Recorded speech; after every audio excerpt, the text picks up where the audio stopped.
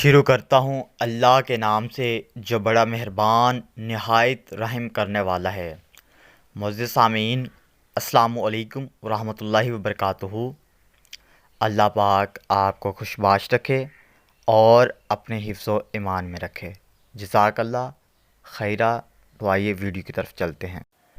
معزز سامعین، آپ تمام ممبر سے گزارش ہے کہ دن میں کم از کم 10 مرتبہ درود پاک کا ورد کی عادت بنائیے۔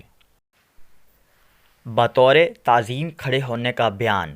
حضرت معاویہ رضی اللہ تعالی عنہ بیان کرتے ہیں، رسول اللہ صلی اللہ علیہ وآلہ وسلم نے فرمایا، جس شخص کو یہ پسند ہو کہ لوگ اس کے سامنے کھڑے رہیں تو وہ اپنا ٹھکانہ جہنم میں بنا لے۔ نفلی روزوں کا بیان۔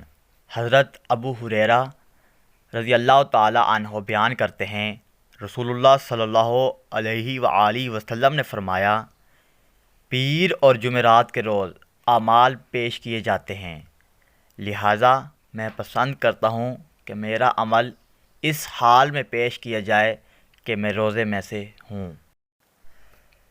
اذان دینے اور جواب اذان کی فضیلت۔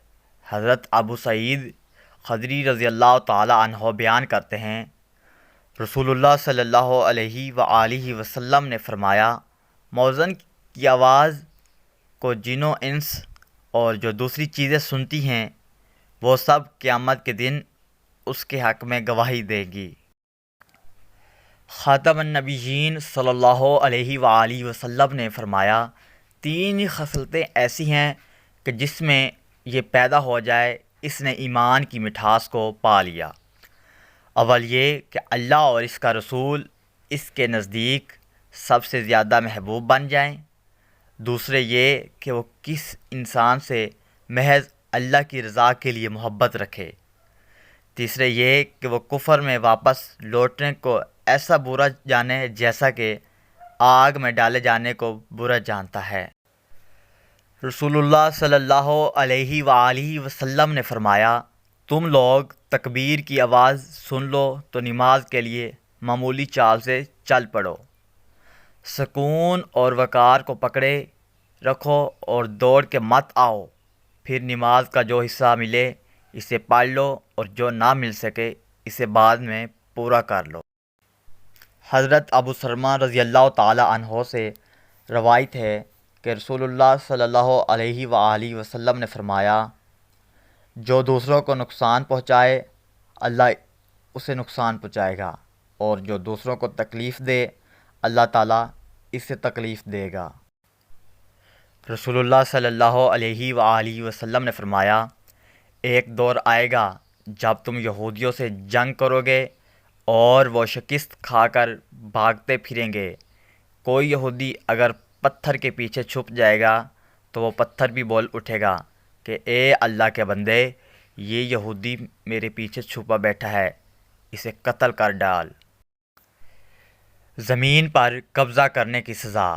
حضرت سعید بن زید رضی اللہ تعالی عنہ سے روایت ہے کہ رسول اللہ صلی اللہ علیہ وآلہ وسلم نے فرمایا، جو شخص ظلم سے کسی کی زمین کا کچھ حصہ بھی چھین لے تو روز قیامت اس کے گلے میں 7 زمینوں کا توق ڈالا جائے گا۔ گم شدہ چیز۔ رسول اللہ صلی اللہ علیہ وآلہ وسلم نے فرمایا، مسلمان کی گم شدہ چیز اگر وہ اعلان کیے بغیر اٹھا لی جائے تو وہ آگ کا شعلہ ہے۔ مسجد میں گم شدہ چیز کا اعلان نہ کریں۔ سیدنا جابر رضی اللہ تعالی عنہ سے مروی ہے کہ ایک آدمی آیا اور مسجد میں گم شدہ جانور کا اعلان کرنے لگا، چنانچہ رسول اللہ صلی اللہ علیہ وآلہ وسلم نے فرمایا، اللہ کرے تجھے نہ ملے۔ حضرت جبیر بن مطعم رضی اللہ تعالی عنہ سے روایت کرتے ہیں کہ رسول اللہ صلی اللہ علیہ وآلہ وسلم نے ارشاد فرمایا، میں محمد ہوں اور میں احمد ہوں اور میں ماہی ہوں، یعنی میرے ذریعے سے اللہ تعالیٰ کفر کو مٹائے گا، اور میں حاشر ہوں، یعنی میرے بعد ہی قیامت آ جائے گی اور حشر برپا ہوگا، اور میں عاقب ہوں، اور عاقب اس شخص کو کہا جاتا ہے جس کے بعد اور کوئی نبی نہ ہو۔ سبحان اللہ۔ معزز سامعین، درود پاک پڑھتے رہیے، اور اگر ویڈیو پسند آئی تو اپنے دوستوں میں شیئر کرنا نہ بھولیے۔ جزاک اللہ خیرہ۔ اللہ حافظ۔